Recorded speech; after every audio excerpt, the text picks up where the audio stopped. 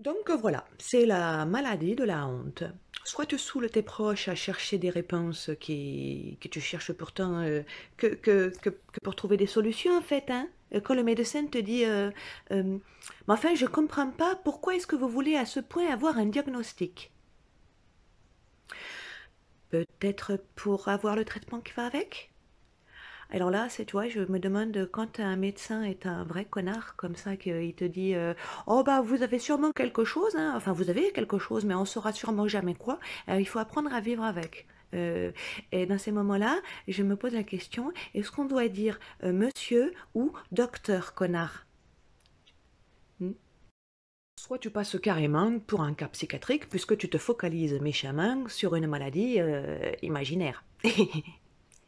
Imaginaire. Faut avoir de l'humour, hein, en fait, pour survivre à cette maladie. Avoir une maladie invisible est humiliant. Sentir ton corps, ton esprit se dégrader, se ravager, se détruire est humiliant. Arriver à t'exprimer correctement, lire le doute sur le visage de l'autre qui comprend rien est humiliant.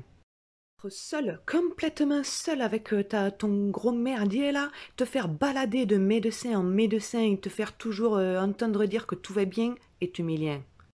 Ne plus être capable d'exercer ton métier est humiliant. N'avoir aucun statut, n'être reconnu ni malade, ni quoi que ce soit, n'être plus rien pour la société est humiliant. Rencontrer des gens qui ne te connaissent pas, qui te jugent sans savoir qui tu es d'habitude, est humiliant. Tenter d'expliquer des ressentis douloureux, des souffrances, alors que l'autre te trouve parfaitement normal et opérationnel, est humiliant. Avoir à se justifier est humiliant. Plus être capable de conduire tes gosses à l'école est humiliant. Du coup, bizarrement, tu plonges un petit peu dans la dépression et le mal-être quand même. Hein? Oui, si, bah oui, c'est dingue, hein? Hmm. C'est vrai que là, tu deviens un petit peu sensible quand même. C'est-à-dire que parfois, une phrase, ça peut suffire à te foutre complètement en l'air. Du type, euh, du type, oh, il faut encore que je pose un jour pour t'emmener chez le médecin. Ah voilà, une phrase, 12 mots, l'humiliation totale. Prends tout dans la gueule, et tu te prends dans la gueule que tu es un poids, un boulet, que tu n'es plus rien, tu n'es plus une femme, tu n'es plus une mère, tu n'es plus une épouse, tu n'es même pas malade officiellement, tu n'es plus rien. Et des fois, quand les autres le vivent un petit peu mal, la situation, c'est vrai que toi, tu peux péter un petit câble quand même, parce que t'as un petit peu envie de leur dire, ouais, mon gars, je comprends que tu as un caillou dans ta chaussure et que c'est pas très agréable. Mais tu sais quoi, en fait, tu peux l'enlever, ta chaussure, et virer le caillou. Alors que moi, je suis le putain de caillou. Tu comprends? Je suis le putain de caillou. Je peux pas l'enlever. Je suis le putain de caillou. Pour toi, comme tu as déjà tout perdu, tu te dis, bon, je vais pas perdre mes proches en plus, alors je vais fermer ma gueule, hein, bien fermer ma gueule. Ça marche pas, mais non, parce qu'en fait, tu ne saoules pas tes proches que avec tes paroles, tu les saoules tout court, ça se voit sur ta gueule que t'es mal, tu sais ce que ça fait la douleur, ça fait comme ça, là. Voilà, comme ça, tout le temps, là, t'as une sale gueule. Mais c'est parce que t'as mal, en fait. Mais les autres, ils comprennent pas que c'est parce que t'as mal. Ils croient que t'es mal. Ils te prennent pour une dépressive ou pour, je sais pas. Et apparemment, ça, c'est pas bien, ça. Il y en a une qui m'a dit ça une fois. Quand j'avais besoin d'aide pour emmener ma fille à l'école. Elle m'a dit, ah bah, j'ai failli te proposer, mais je croyais que tu étais dépressive. Ah bah, c'est vrai que je comprends. Si je suis dépressive, vaut mieux pas m'aider, hein. T'as tout faux. Quoi qu'il arrive, comme avec les médecins, là où tu dois faire des relevés ou pas les faire, ou voilà, quoi qu'il arrive, t'as toujours tout faux. Toujours, toujours, toujours. On t'aime bien, mais de loin. Voilà.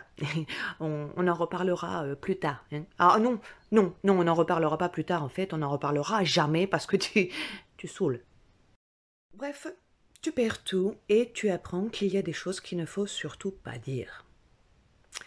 Tu ne dis pas Lime, ça on l'a dit. Tu ne dis pas je suis plus rien, je suis plus personne. Ben non, parce que là on te répondrait ouais bah pose-toi les bonnes questions. Hmm. Ne dis pas, je vis un putain d'enfer. Je passe mes journées à atteindre toute seule, à me languir des gens que j'aime pour découvrir le soir quand ils rentrent à la maison que je les supporte pas, que c'est un enfer de douleur, leur bruit, leur mouvement. Non, tu dis pas, parce que c'est on t'internerait en fait. Tu ne dis pas, surtout pas, jamais, jamais, jamais, je suis plus rien, je suis plus qu'une mère. Pour mes mômes, c'est bien parce qu'ils ont encore une maman, mais pour moi qui ne fais que gérer la douleur et ne même pas pouvoir profiter de mes mômes, c'est juste l'enfer. Non, tu ne dis pas, surtout pas ça, parce que là, on te brûlerait. Tu peux pas non plus dire, et pourtant tu as envie, j'ai envie de t'évider les yeux avec mes dents. À chaque fois que tu dis, fais un effort, lui, il souffre vraiment, qu'est-ce qui a change-toi les idées. Tu vois, toutes les petites phrases comme ça. Je vais te tuer. Je ne suis pas psychopathe. Ah oui, la pire phrase. Je crois la pire de toutes, c'est tu penses qu'à ça. Oh putain. La douleur sapin de Noël et tous les symptômes guirlandes de Noël, là, tu sais, quand tu as mal, quand tu souffres de partout et que tu es en vrac de partout, qu'il n'y a rien qui fonctionne, à chaque instant de ta vie, comment tu veux oublier? Comment, comment? Quand la douleur est permanente et que tu n'es plus jamais toi, à quel moment tu oublies? Je veux bien qu'on m'explique. Ah, moi, je suis preneuse, hein. Ah, si, si, je peux oublier, je te jure, je prends. Si, si.